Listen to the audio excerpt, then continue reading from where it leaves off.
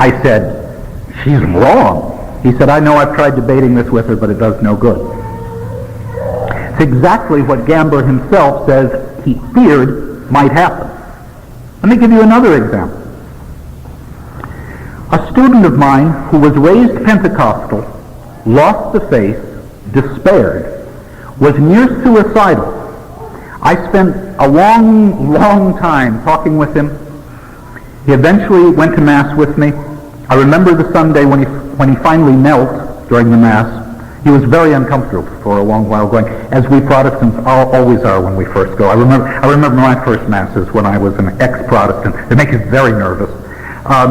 He finally knelt.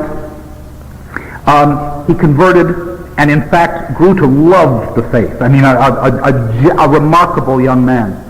One day at the Naval Academy, because he had not been able to get to confession for a while, called the priest and said, I'd like to make a confession, Father." And the chaplain said, "Well, I don't have a lot of time. If you need counseling, there's someone in the counseling center." And he said, "No, Father, I just need to make a confession." "Well," he said, "I've only got, is this a serious problem? Is it something we need to talk about at length?" He said, "No, Father, I don't have a problem. I just want to go to confession." I then found out, and I hadn't been aware of it, about a month before that, the confessionals had been ripped out of the Naval Academy. There are no more confessionals at the Naval Academy. They're gone. They were torn out. And quite simply, what I also learned from this story is that the midshipmen just simply don't go to confession, or if they do, it's counseling. So the young man went to the chaplain's office, walked in, and he said, sit down, my son. What's your problem?" He said, "Well, I don't have a problem, Father. I just want to make a confession." "Well, nothing's troubling you?" "Well, other than my sins, which I'd like to confess." And he said the priest was mystified as he then knelt down before him and made his confession. And he said he finished and he looked up and he said there was a look of disbelief on the chaplain's face, who said to him, "Well, do you feel better now?" And the student said, "Well, yes, but I'd appreciate it if you'd absolved me, Father." And the priest said, oh, yeah. And absolved him. This is not as bad as the story of a former student raising two sons by himself because his wife became a feminist and began a relationship with another woman and ran off, leaving her children with him. So he's trying to do his job, raise his children, two young boys, in a Catholic church. He was having trouble because on Christmas Eve Mass, the priest showed up with a Star Wars zap gun and a Star Wars mask to zap the evil spirits attacking Christmas. Later, the priest brought his dog up on the altar and had the dog there. And then finally, on one Sunday said, and I'm not making this up, not enough of you are coming to confession. Confession is very important. I think you need to come more often. Therefore, next Saturday, confession will be available every Saturday from now on. A full hour for confession from 3 to 4. However, I'm very busy, so Mr. So-and-so will hear your confessions. A layman. And at that point, the young man took his kids and walked. He prays the rosary with them at home now. What do you do? Well, the notion is this. How would this be possible if it were not for the downplaying of sin, or somehow the assumption that it is not really all that important to get to the sacrament of penance regularly, and this is something that is coming across. And the assumption is, what it comes back to is, and I say this with sorrow, a mistaken belief that somehow original sin seems to have vanished. It seems as if somehow it's disappeared. It seems as if somehow, just by being born now, we're freed from it.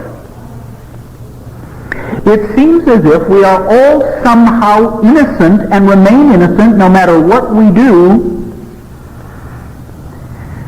Last summer, I was visiting my brother and sister-in-law. My sister-in-law is French. She wanted to go see a film. She's a Tom Hanks film. There was a new Tom Hanks movie beginning. I said, yeah, I'll go see it with you. It was called Forrest Gump. I sat and watched that film, and at the end of it, when she said, how did you like it? I said, well, not particularly, but I'll tell you this much. It's going to make $1 billion.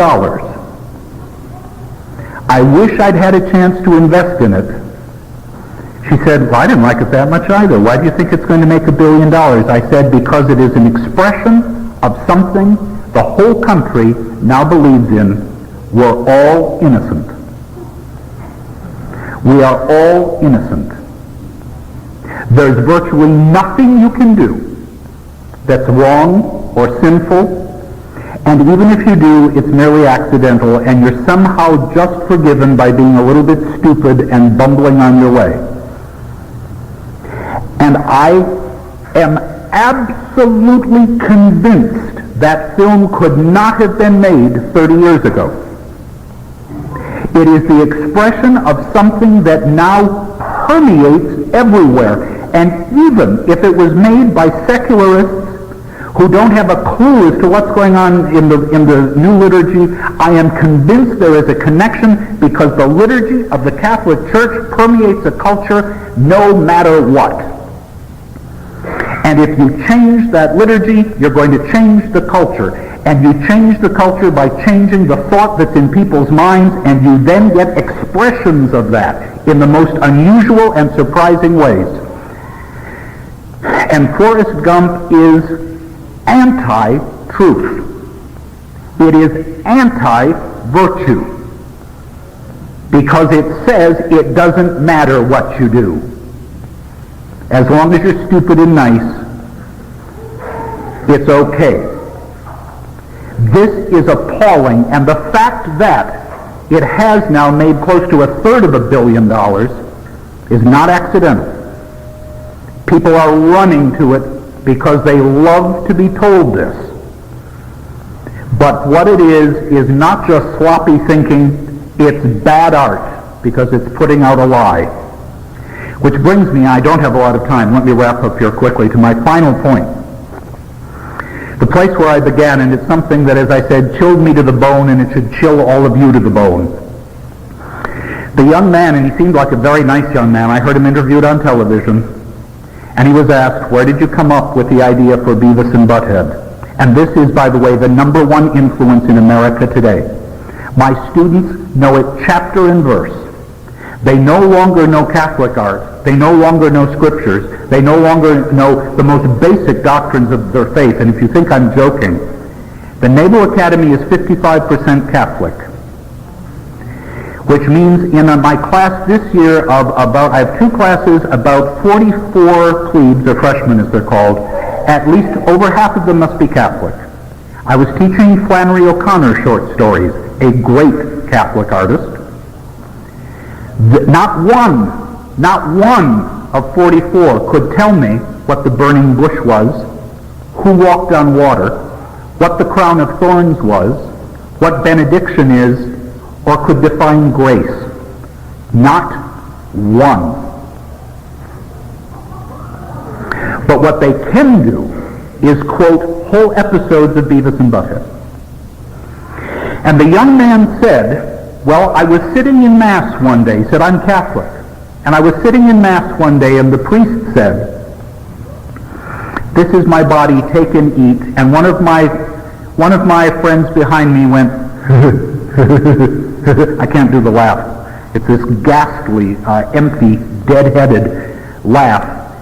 And he said, I heard that, and suddenly it came to me. And I designed the show. I drew the cartoon. He meant it to be satirical. He meant it to be a portrait of how absolutely empty 14-year-olds are now. But instead, the young have looked in a mirror and liked what they've seen. But let me just briefly tell you what it stands for in every single episode. No authority. Any authority figure that ever appears in the show is to be mocked, satirized, and paid no heed to. Authorities are all idiots. In fact, There are no parents in the show. These two 14-year-olds seemingly don't have parents. They spend all their time watching TV, which is the source of everything they know, and they are focused entirely on self and the fulfillment of personal desire. There is only me, me, me, me, me, me. That's all it is. And sadly, we could even say there's a little community, it's a community of two. But all that we have there is the reinforcement of emptiness. Emptiness mirrored by emptiness. There is no genuine charity. There is no genuine personality. There is no self-definition. There is only a kind of instinctive desire for self-fulfillment and a pathetic self-expression. It is isolation. It is nihilism of the most frightening order. And it came out of a moment, sadly, in the new Mass. Let me make one quick point. If a young man had laughed openly at Mass at such a moment 30 years ago, Sister Margaret Mary would have knocked him out of his pew, and he still would be ricocheting off the wall. And again, I came into the church after all that happened. I converted after those days, but boy, do I know about them. I've read about them, and every Catholic I talked to who grew up with those nuns around would know very well there are moments you don't laugh because you know what the consequences will be. There are no more consequences. Do what you want. It doesn't matter. No one seems to care. It is extremely frightening. The first part of this book was written in 1975. Monsignor Gamber says the following: "We will have to wait and see what the consequences of this wholesale dismantling are going to be in 20 or 30 years. That is, among today's generation, which, unlike the older generation, will no longer be able to live on the memory of what remains as the quintessence of our faith. Even the few positive results that have come out of the liturgical reform, which clearly include a greater involvement of the faithful in the liturgy, cannot possibly outweigh the damage that has been done. The point I am making this afternoon is that there are other fruits of that new liturgy, unintentional fruits, and I sincerely believe it spreads everywhere. And it is of a kind of false art that is not, as Pius XII said, asserting that which is true and virtuous. It is asserting something quite other, and that's what the young are learning, and that's where their heart is stored, that's where their treasure is stored up. In front of that screen, watching Beavis and Butthead, watching the latest Tom Hanks film, and things infinitely worse than that. There are things that we don't even know about, but let me say this. All that will vanish, and they will be left with nothing. For those things are not universal and perennial, as is the human spirit. They are in fact a denial of the human spirit, because they deny the universal, they deny the perennial. And I am very fearful what will happen to those young people as the years go by. Our first and foremost concern must be what is happening to the children, what are they learning, how are they learning it, and what is its connection with the Catholic faith that we hold dear and love, and that we know will triumph in the end because Our Lady has promised that to us. Thank you very much.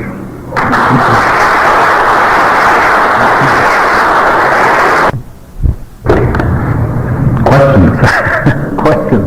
This is your time. Yes. I have a question for you. When you're talking about the Bible and religion and conversion on your students and and so forth. I think it would probably be that they were converted in spite of that show as opposed to by that show. I don't think you can gain anything from something that has, bad material in it, even if the outcome is good in the end. Like there were certain scenes in the show that one Catholic and would have been acceptable 30 years ago, definitely.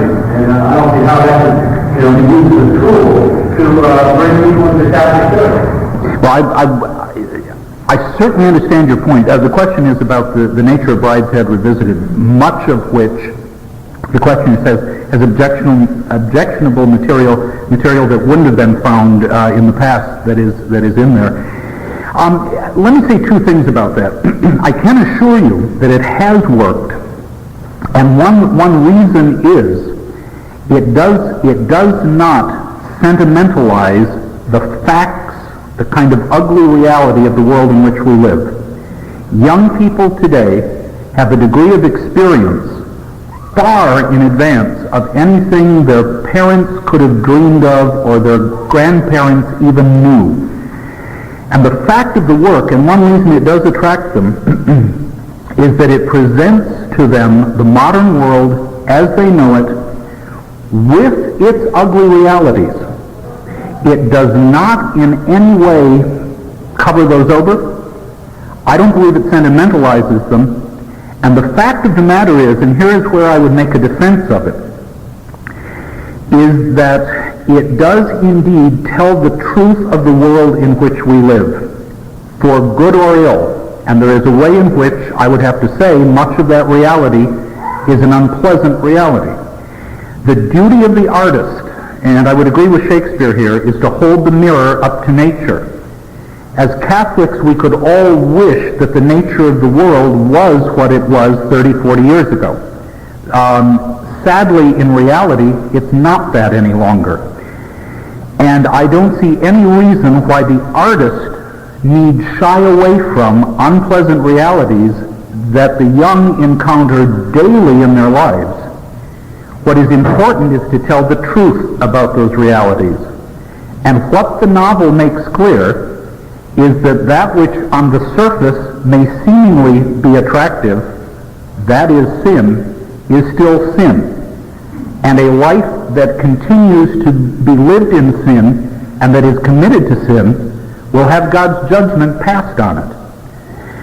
In order to present the reality of that sin, it is presented directly. And I would say in much the same way, let me give a parallel, let me give a Shakespearean parallel. I find one of the most horrifying scenes that Shakespeare ever penned to come in Act 4 of Macbeth, where Macbeth sends the order for Lady Macduff and her children to be killed, and they are killed on stage. There is something in the old, there is something of the obscene in that, in the old Greek sense of the word, which quite literally means off stage. You would not find the Greeks presenting that on stage. Shakespeare doesn't do it anywhere else. But there we have a child who is murdered on stage. It's a grisly scene. Why does he present it? He presents it because the play itself is about what happens when a good man devotes himself to evil. It's about what happens when a man of greatness quite literally makes a pact with the witches, the depths to which he can descend. If you were to remove that scene, you would remove in one sense the vision of the complete depravity into which Macbeth sinks. You would lose the power of the ending, which is a moral ending, which has to do with why he is punished and the fact that he ends completely nihilistic and dead of soul. In a curious way, I don't believe Brideshead would be as powerful a work, and the salvation of those souls at the end, and it is indeed a vision of God's grace being granted to sinners, would not be effective if that presentation of the allurements of sin in the modern world had not been presented as realistically as they are. I would defend the work. I would defend the work. Yes? Doctor, is there any line for the audience to adhere to in how far to take those evils? I would say that there must be, and the line has to do, I would say, number one, I go back to this, and it's difficult to describe. Not first and foremost, the nature, what I would call truth, a truthful depiction. There comes a moment when there are certain realities that may be true that simply cannot be presented because the ugliness of them will overwhelm anything that's going on in the work. And so at that point I would say you can take an ugly truth to try to depict virtue, but you cannot allow it to go beyond the point where it destroys the beautiful in the work. So I would say it would be a balance among those components. For example, and Brideshead is a perfect example, there is indeed in that work the fact of homosexuals and homosexual relationships. In the work as such, in the novel, it is never directly addressed. And in terms of the film, the TV version, there is one moment of hand-holding. I have a couple of objections with the TV version, a couple of brief things, a couple of moments of nudity that you just find everywhere now, which can easily be clipped out and they are unnecessary. In fact, one of Waugh's sons said they did a very faithful realization of my father's work. That moment was unnecessary, when referring to... So that has, I would say, the truth of the work has to be balanced by the need to maintain the beautiful. And there is a sense that an ugly reality that is so graphically presented will destroy the integrity of the work. And if the primary function of art is to assist us in worship, and I believe that, then it must always move toward that, and if it becomes an end in itself or becomes so involving in itself, then the end for which art is created is lost. But I think it is something, I would say this, I think it is something that artists themselves can and should debate. The problem now is, in order to have the debate, you have to have Catholic artists. Because an artist who does not understand the Catholic faith or the need for art to get to the truths of the faith will be out of bounds in any case and will be very dangerous and will always tend toward shock value for its own sake. And sadly, that's what's on the screens now. All they want is to make a splash, to get attention. And in order to do that, you have to keep pushing the edge of the envelope, moving further and further and further out. It's becoming very difficult these days to have any shock effect in any work of art at all. Everything's been done. Everything's been done. Yeah. Your explanation really is a responsible of that Hollywood saw that the director is looking for realism and not to have it in terms of that overt portrayal of evil that lay on God. Precisely. And in fact, I would say that most of those works that refer themselves as realistic works of art are not realistic because they are leaving out this primary part of human nature and life on earth, which is the soul. And the moment you reject the soul, you are no longer being realistic. And in fact, it's interesting. It's an argument that Waugh himself made. He said most modern literature will go immediately into the dump heap. It's not going to survive. Because these people who think of themselves as advanced and giving this truthful, this realistic vision of life, have no reality in them at all, in that they are denying man has a spiritual life, which means they are not being realistic, they're lying. And what they are giving is a tiny little part of man's life and pretending it's whole. One more question. Sure. Doesn't Flannery O'Connor oftentimes in a troubling way demonstrate what our reasons is ultimately like? Very much so. Very much so. And I'll tell you, I've been teaching those stories for many, many years now. Every time I teach them, I am more and more impressed with their greatness. If you don't know the Flannery O'Connor short stories, read them at once. But you're right. She will often take ugly truths or ugly aspects of life. She will also, and this disturbs many people, make the very clear point that God's grace often comes through violence. That there is a way in which the faith is not always pretty. But all you have to do is have an understanding of the saints and the martyrs, and you should know that. In fact, all you have to do is have an understanding of the centrality in our faith of the crucifixion, to understand that love and suffering are very closely connected. And she does not shy away from that at all. One reason for that, I think, is because of her own lifetime battle with lupus. She was in physical pain most of her life, and I think understood that that can be a great good. And boy, that's something that the modern church doesn't dwell on. They turn and run from suffering. They don't like to talk about it. It's not pretty, but it's central, absolutely central to our faith. I'm convinced. You know, one thing I've been thinking as I go through life and everything, psychology is the only kind of social science that was never what I would say spiritualized. They come in and took over religion, whereas I thought at one point that the church should have come along and done something, because I think this is the root of all the evil in the world.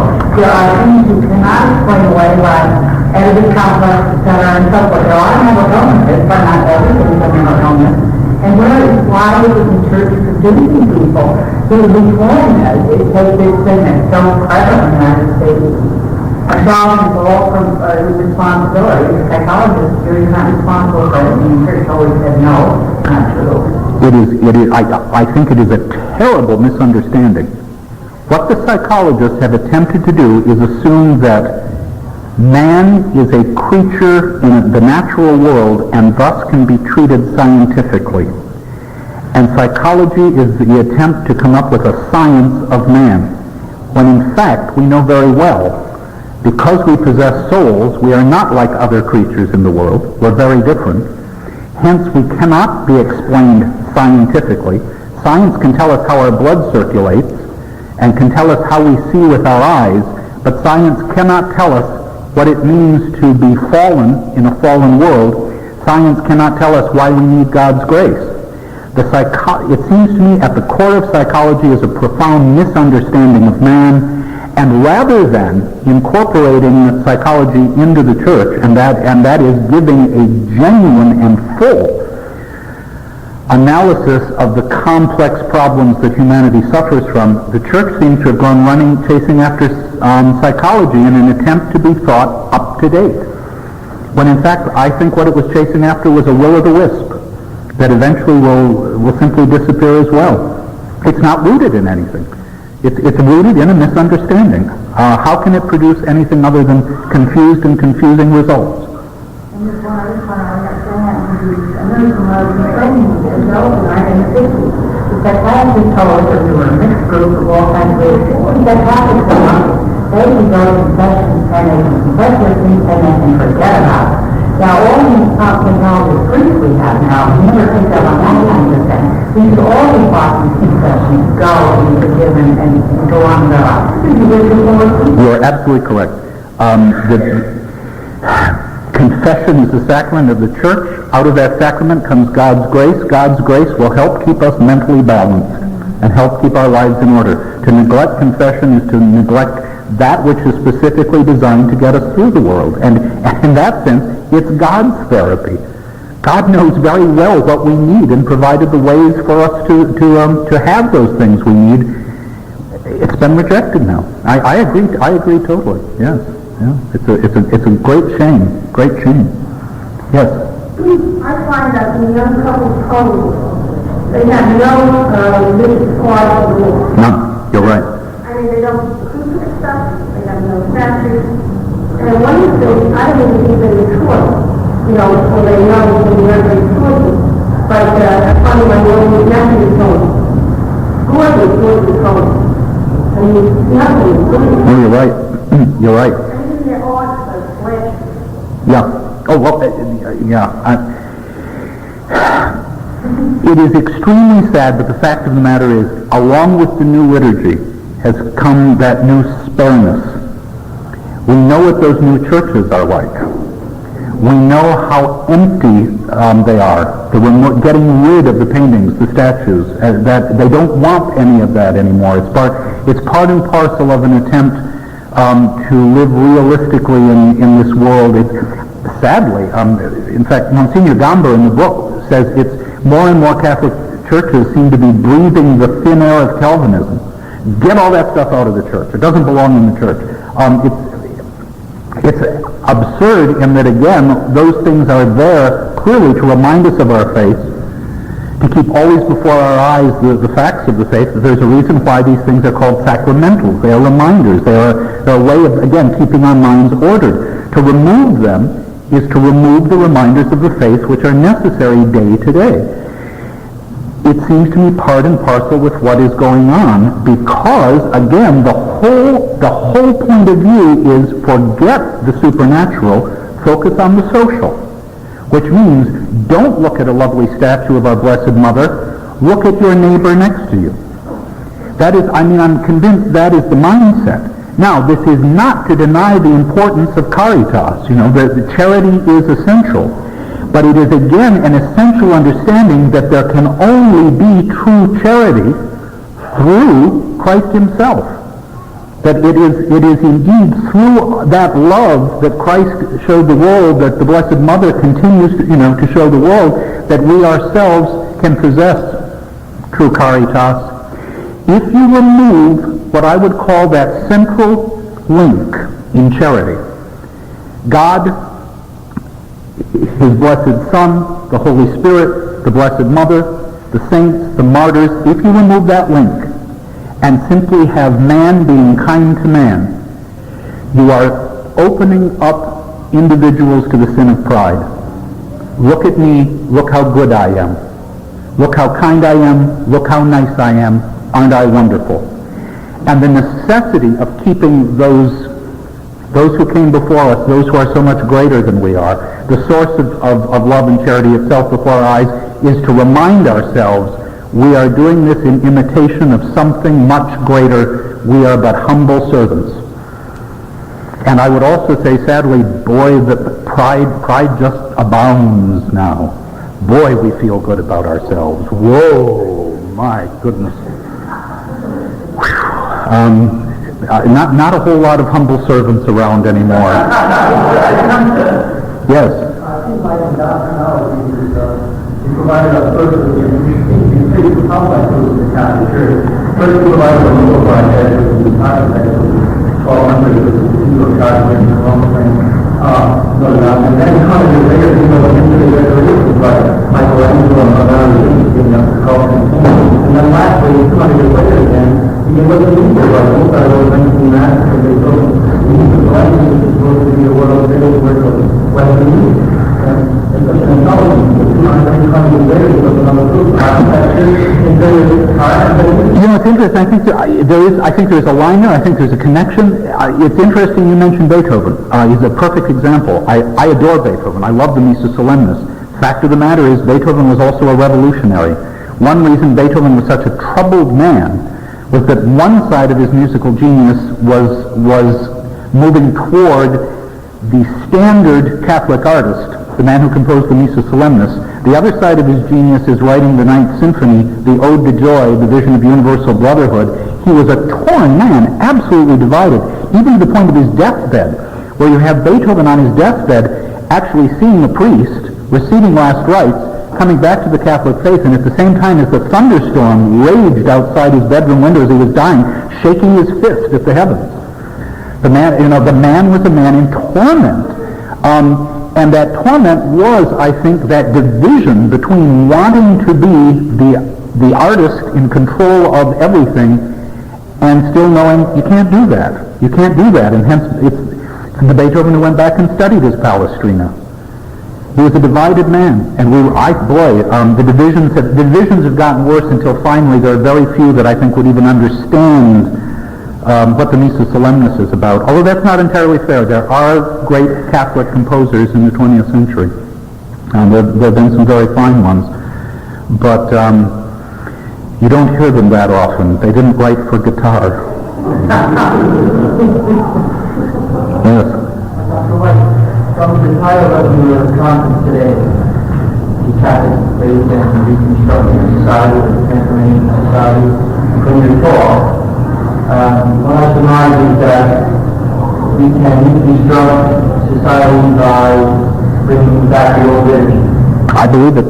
Now, I believe it.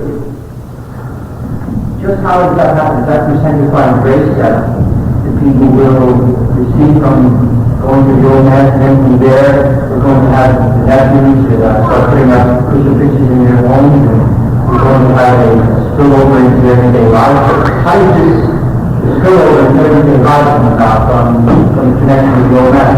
Okay. Okay, let me, in its way, yes, but Look, I would not want to go so far as to say that grace does not occur at the new Mass. That would be, I couldn't say that. I could not make that claim. But I would say this. What we do know is in the traditional liturgy is clear definition. Absolute clarity of definition. And in one sense, what the new provides, and I think we're all aware of it, is a kind of mushiness and an imprecision. If let's assume we all get on a bus and drive to Podunk, Iowa. And if there's anyone from Iowa here, I'm not insulting. It's just let's go someplace we've never been, we don't know what's there, and walk into a Catholic church there, and we have no idea what we're going to find. We do not know what's going to be going on there. Whereas those of you who are cradle Catholics and grew up know very well there was a time you could go into any Catholic church anywhere in the world and you knew what you were going to get. Absolute clarity of definition, universality. So for a beginning I would simply say, how can there be clarity of understanding of the world in which we live when there is confusion in the faith? The faith is the source of all we are. The faith is the source of all we must be. If that is confused, what's the world going to be? The world is going to be confused as well, and it is. Which means clarity of definition will lead to clearer lives, will lead to clarity of expression about those truths, and I see it as a beginning, Certainly God's grace is necessary for any of it. But in a way that I go back, and it's an obsession, I go back to that truth, the simple, plain truths of the faith that have to be clearly, specifically expressed. How can you create a work of art if you do not understand the nature of sin? How can you do it? And in that sense, it's absolutely impossible. People complain, well, there aren't great, no one's writing great plays anymore, and there aren't great. Of course not. No one can write a Macbeth. Nobody believes in sin. It's simply not going. It's not going to happen. If there's confusion, you're going to get confused expressions of it. You're going to get confused art, or you're just going to have people abandoning the whole thing and just flinging pots of paint at a canvas. It says nothing. It says nothing, and they call it art. Yes. What about the post-grade, the jewelry shop that's supposed to be produced somewhere on 50th Street? Now this is a post was written a play. Does it give you a definition of a proper play? I haven't read it. I honestly don't know. I've never gotten a copy of it and sat down and read it. It's called The Jeweler's Shop, I believe. Yeah, The Jeweler's Shop. Yeah, I've written some years ago, I think. I would be interested in reading it, but I haven't yet, so I really can't comment on it. Do you know whether many of the hierarchies have read the Downward book and if it's had any impact, or is it totally ignored? I can tell you somebody who's read it. Who is Cardinal Ratzinger. Yeah, and listen to this. This is just extraordinary. This is Cardinal Ratzinger speaking. What happened after the council was something else entirely. In the place of liturgy as the fruit of development came fabricated liturgy. We abandoned the organic living process of growth and development over centuries and replaced it, as in a manufacturing process, with a fabrication, a banal on-the-spot product. But he said that 2 years ago. You got it. It's like on the horizon, and it just melts away. You're correct. And the problem is, it's a problem of authority. It's all well and good to say the right things. Do something about it. Do something about it. What can we do? And I'll tell you what we have to do is simply pray that those who are in those positions of authority will act as they are supposed to act. It is a paralysis of the will. I'm right back at Hamlet. What happens when the prince knows there is a great evil in the kingdom? He is supposed to wipe it out, and he is paralyzed. Hamlet is about the paralysis of action in the modern world. And boy, it's everywhere now. It's why I define it as the defining moment include Cardinal Ratzinger at this time? I mean, 2 years. How can you make a statement like that, have that recognition, and not do anything? And not do anything? I don't know. It's a mystery. It's a mystery to me. It was going to be published in the English. That's right. It was in the French. It was in the French. They removed it. They removed it. That's right. We don't want this getting out. Simply incredible. Yes. There was a question back there. Yeah, in your searching for the Catholic Church, the Sabbath and Congratulations, did you find a liturgy, the new version, the stumbling block? Yes. Yes. I felt like a drowning man who made it to a ship and then discovered the ship was sinking.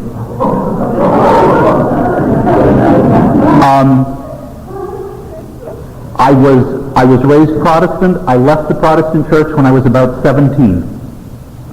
I was an atheist for many years, desperately confused. Came to the Catholic Church through a combination of personal experience, reading, example of Catholic friends around me. Basically two things though.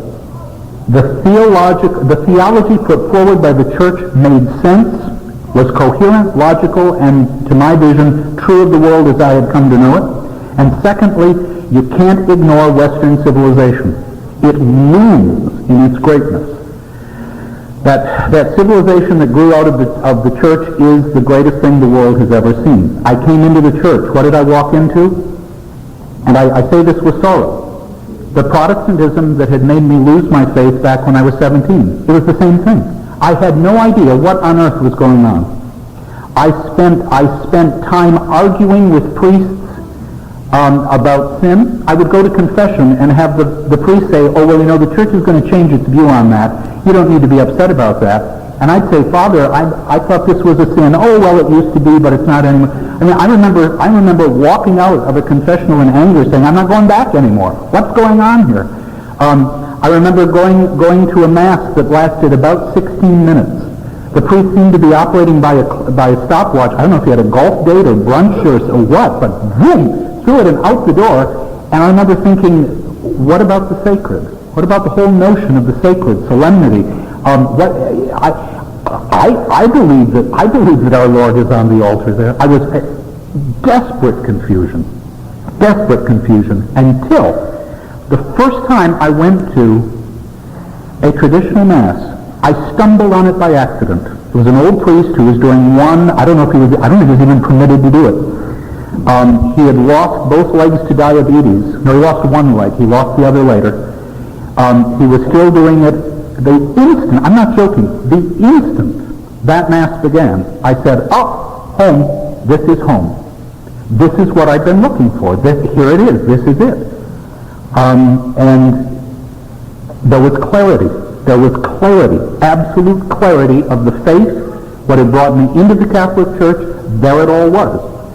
And I can tell you that among those Catholic students who have left the church, when they come back to the traditional Mass. They come back to the traditional Mass. I was saying during the break, and this is a sad but true story, I had a student who was Pentecostal, who I discovered was raised Catholic and left the church. He finally admitted to me. I said, why did you leave the church? He said, because it has no intellectual substance. The Catholic Church. That's what he had been raised in, and as he said, it was all felt banners and slogans and backslapping, and he said, at least the Pentecostals believed something. I said to him, well, there's a long tradition of the intellectual in the Catholic Church, and started going through it with him. He was astonished. He'd never heard any of this. Been raised in Catholic schools, gone through Catholic schools, and thought there was no intellectual substance in the faith. That's what we're giving our children. It's heartbreaking. It's heartbreaking. You can almost see the evidence in the abortion issue. It appears that down south, where the evangelical Protestant is, there's a strong reaction against it. In Connecticut, New York, Massachusetts, where the heaviest Catholic, so-called Catholic population is the most indifferent to it. And you would elect the authors. But down south is where there's a tremendous difference. The first 5 The first 5 things that the new president did on taking office was to sign 5 bills liberalizing abortion. The single largest group, traditional group that had always voted Democratic, that voted for him were Catholics.